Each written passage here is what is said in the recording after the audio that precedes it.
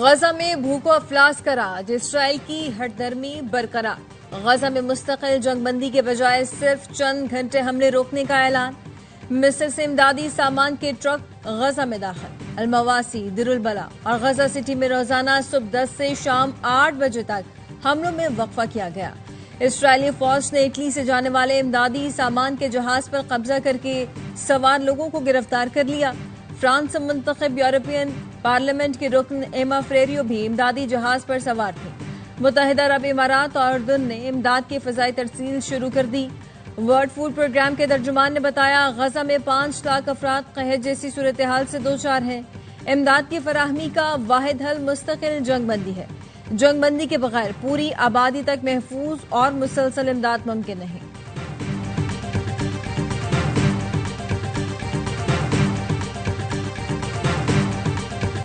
اسرائیل وحشیانہ حملوں سے باز نہ آیا۔ غزہ کے مختلف علاقوں میں بمباری، امداد کے منتظر 32 فلسطینی شہید۔ 24 گھنٹے میں شہید فلسطینیوں کی تعداد 88 ہو گئی۔ فلسطینی حکام نے بتایا بھوک سے مزید 6 افراد جان سے گئے۔ اب تک 133 افراد بھوک سے دم توڑ گئے، ان میں 87 بچے بھی ہیں۔ حماس سے جھڑپوں میں مزید 2 اسرائیلی فوجی مارے گئے۔ اسرائیل کے دارالحکومت تل ابیب میں نیتن یاہو حکومت کے خلاف بڑا مظاہرہ۔ غزہ میں جنگ اب فوری بند کرنے کا مطالبہ۔ مظاہرین کا کہنا تھا غزہ میں امداد کی فوری رسائی یقینی بنانے کے ساتھ ساتھ یرغمالیوں کو رہا کیا جائے۔ لندن میں برطانوی وزیر اعظم کی رہائش گاہ کے باہر ہزاروں افراد نے احتجاج کیا۔ امریکی وزیر خارجہ مارکو روبیو کہتے ہیں غزہ میں جنگ بندی کسی بھی وقت ہو سکتی ہے۔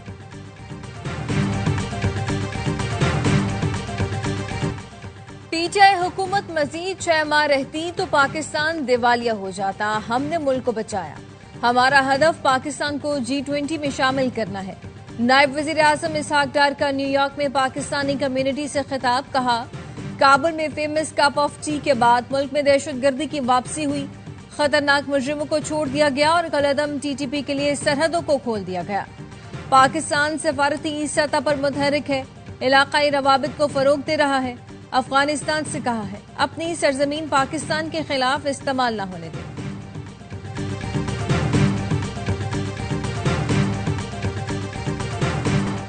اس سال زائرین بذریعہ سڑک عراق اور ایران نہیں جا سکیں گے۔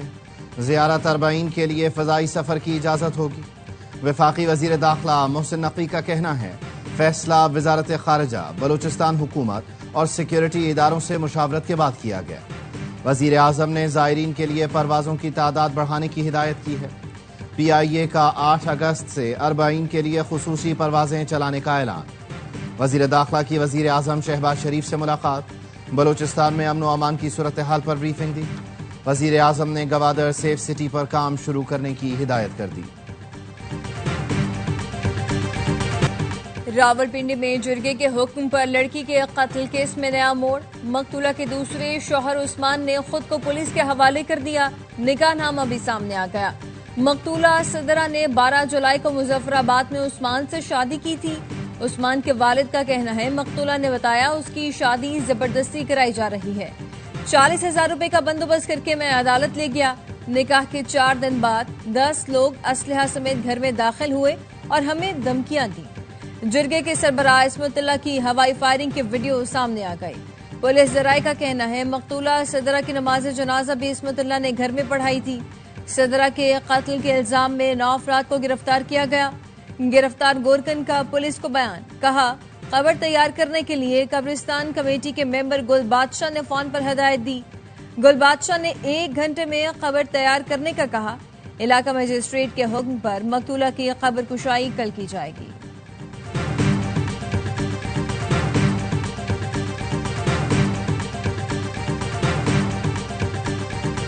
دیامر میں سیلاب متاثرین کا ریلیف نہ ملنے کا شکوہ۔ متاثرین کہتے ہیں ہمیں کوئی ریلیف نہیں ملا، کھلے آسمان تلے زندگی گزارنے پر مجبور ہیں۔ حکومتی اور انتظامی دعوے جھوٹے ہیں۔ ڈپٹی کمشنر صرف پروٹوکول کے ساتھ آتے ہیں، ہم سے کوئی نہیں ملا، ہمارے پاس کھانے پینے کا سامان ہے نہ ہی ٹینٹ۔ گلگت بلتستان حکومت کے ترجمان فیض اللہ فراق کہتے ہیں دریائے سندھ سے ایک خاتون کی لاش ملی ہے جو بابوسر شاہراہ میں بہنے والے سیاحوں میں سے کسی کی ہو سکتی ہے۔ تھک بھاشا کے مقام پر کچھ انسانی اعضاء ملے ہیں جنہیں فورنسک کے لیے بھجوا دیا گیا۔ آبی ریلوں سے 20 ارب کا نقصان ہوا، وفاقی حکومت گرانٹ کا اعلان کرے۔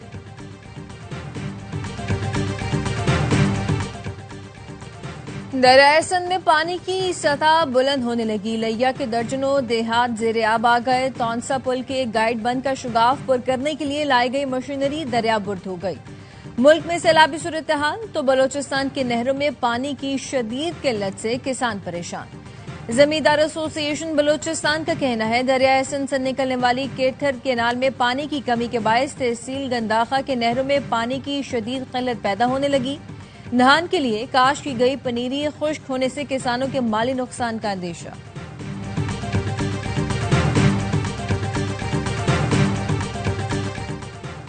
یو اے ای نے پاکستان کے سفارتی اور سرکاری پاسپورٹ ہولڈرز کے لیے ویزا چھوٹ فعال کر دی۔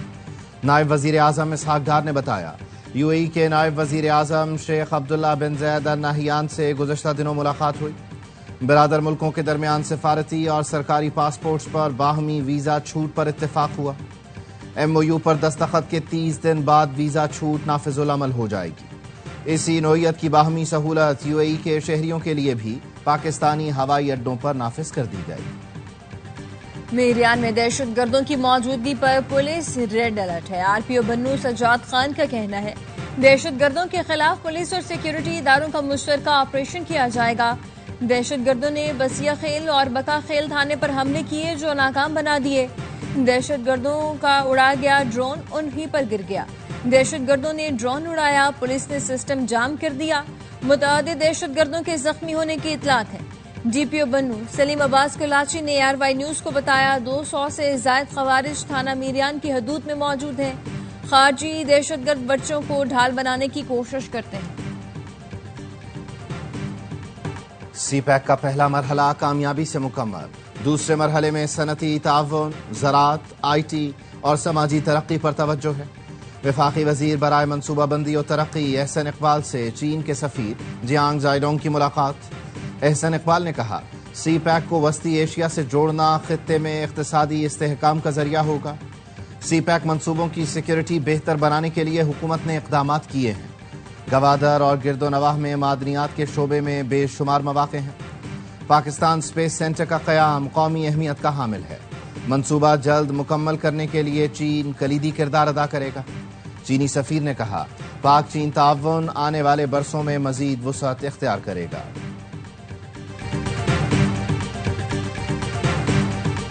فتنہ ہندوستان بلوں کے اندر ہوں یا باہر ان کا وہیں قلع کما کریں گے۔ فیلڈ مارشل اور وزیر اعظم کی وجہ سے پاکستانی سر اٹھا کر دنیا میں گھوم رہے ہیں۔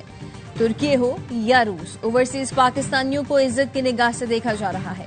بہترین خارجہ پالیسی سے دنیا نے پاکستان کی طاقت کو تسلیم کر لیا ہے۔ بھارت زخم چاٹ رہا ہے۔ وزیر ریلوے حنیف عباسی کہتے ہیں ریلوے کی بیوروکریسی کو کہتا ہوں کام کریں، چھٹی نہیں ملے گی۔ وفاقی حکومت پینشن اور تنخواہوں کا بوجھ اٹھا لے تو ریلوے کو منافع بخش دوں گا۔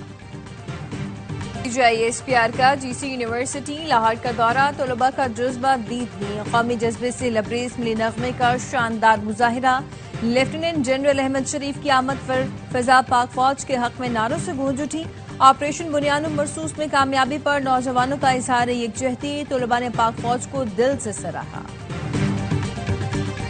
کیپٹن محمد سرور شہید نشان حیدر کا 77واں یوم شہادت، گوجر خان میں شہید کے مزار پر پھول رکھے اور فاتحہ خوانی کی گئی۔ صدر اور وزیر اعظم کا کیپٹن سرور شہید کو زبردست خراج عقیدت۔ صدر آصف زرداری نے کہا کشمیر کی پہلی جنگ میں کیپٹن سرور شہید نے جان کا نذرانہ پیش کیا۔ آج کا محفوظ پاکستان ہمارے ہیروز کی عظیم قربانیوں کا نتیجہ ہے۔ شہباز شریف کا کہنا ہے کیپٹن سرور شہید نے دشمن کے ناپاک عزائم کو خاک میں ملایا۔ وزیر داخلہ محسن نقوی کا بھی خراج عقیدت۔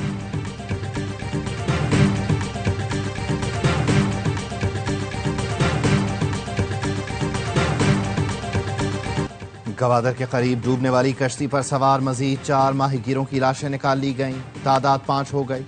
پاکستان فشر فوک فورم کا کہنا ہے 2 لاشیں کراچی منتقل کر دیں، 3 فلاحی ادارے کے پاس ہیں۔ انتظامیہ مافیا کے ساتھ مل کر ڈکیتوں کی سرپرستی کر رہی ہے۔ آپ کا رویہ بتا رہا ہے کراچی سندھ کا حصہ نہیں۔ ایم کیو ایم کے رہنما ڈاکٹر فاروق ستار کہتے ہیں صوبائی حکومت کراچی کو اپنانے کے لیے تیار ہی نہیں، لوگوں کو دیوار سے لگا رہے ہیں۔ میئر کراچی کہتے ہیں ٹاؤنز ہماری ذمہ داری نہیں، کیا میئر کراچی کی ذمہ داری صرف پاک بنانا ہے؟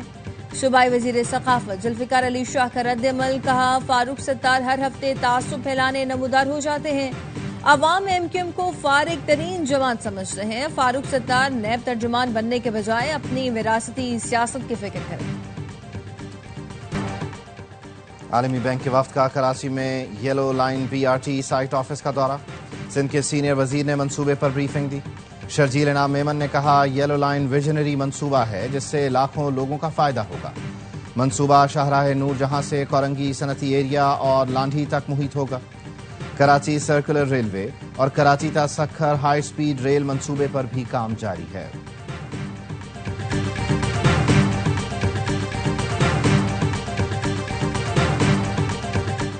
وزیراعلیٰ پنجاب مریم نواز کی زیر صدارت اجلاس، ستھرا پنجاب منصوبے پر بریفنگ، عالمی بینک اور یورپی اداروں کی ستھرا پنجاب میں سرمایہ کاری میں دلچسپی، پنجاب میں 136 نئے ویسٹ ڈسپوزل پوائنٹس بنانے کا فیصلہ۔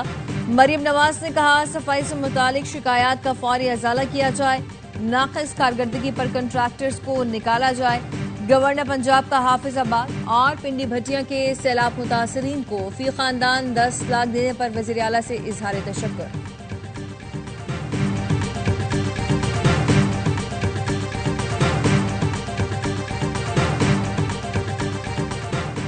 لکی مروت، شمالی وزیرستان اور عمرکوٹ میں پولیو کے 3 کیسز کی تصدیق، رواں سال پولیو کے رپورٹ کیسز کی تعداد 17 ہو گئی۔ خیبر پختونخوا میں پولیو کے 10، سندھ میں 5، پنجاب اور گلگت بلتستان میں 1 کیس رپورٹ ہو چکا ہے۔ اسلام آباد میں گدھوں کے گوشت کے فروخت کا انکشاف، تھانہ سنجانی میں مقدمہ درج، کرنول میں چھاپے کے دوران گدھے کا 1000 کلو گوشت برآمد کیا گیا تھا۔ کھالیں گوادر لے جا کر بیرون ملک ایکسپورٹ کی جاتی تھی۔ ایف آئی آر کے مطابق گرفتار غیر ملکی گوشت کے حوالے سے ریکارڈ یا کوئی واضح جواب نہ مل سکا۔ گوشت کی خرید و فروخت اور سپلائی کی تحقیقات کے لیے 3 رکنی کمیٹی تشکیل دی گئی۔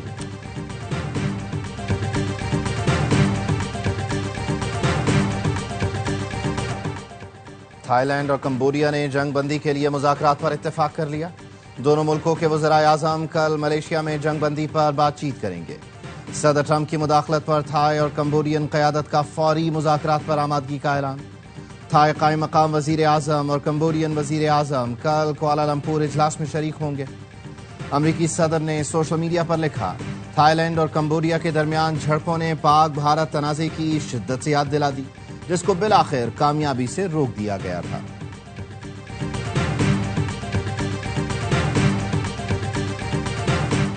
اقوام متحدہ میں عالمی کانفرنس کی تیاریاں، سعودی عرب فلسطینی ریاست کے قیام کے لیے سرگرم، سعودی وزیر خارجہ کا مسئلہ فلسطین کے 2 ریاستی حل پر کانفرنس کا اعلان۔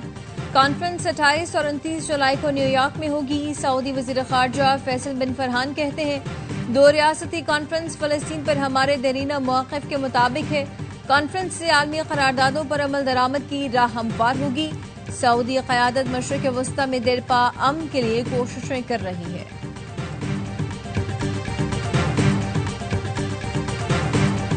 جمیکا میں پاکستان کے نوجوان ٹینس کھلاڑی کی کامیابی، میکائیل علی بیگ نے I T F junior title جیت لیا۔ فائنل میں کینیڈین حریف کو اسٹریٹ سیٹ میں شکست دی۔ میکائیل کی فتح کا اسکور 6-2 اور 7-6 رہا۔ واشنگٹن اوپن میں روسی کھلاڑی کی بڑی فتح، ایما راڈوکانو کو شکست دے کر فائنل کی دور سے باہر کر دیا۔ اینا نے برطانوی ٹینس سٹار کے خلاف اسٹریٹ سیٹ میں بازی ماری۔ ٹرافی کے حصول کے لیے اینا کا مقابلہ کینیڈین حریف سے ہوگا۔ امریکہ نہیں جائیں گے، امریکی سامان نہیں خریدیں گے۔ ٹیرف عائد کرنے کے بعد کینیڈا میں امریکہ کے بائیکاٹ کی مہم زور پکڑنے لگی۔ کینیڈین شہریوں نے امریکہ جانے کے بجائے مقامی شہروں کو ترجیح دینا شروع کر دی۔ گرمی کی چھٹیاں گزارنے امریکی شہر میامی کی بجائے مونٹریال کا رخ کر رہے ہیں۔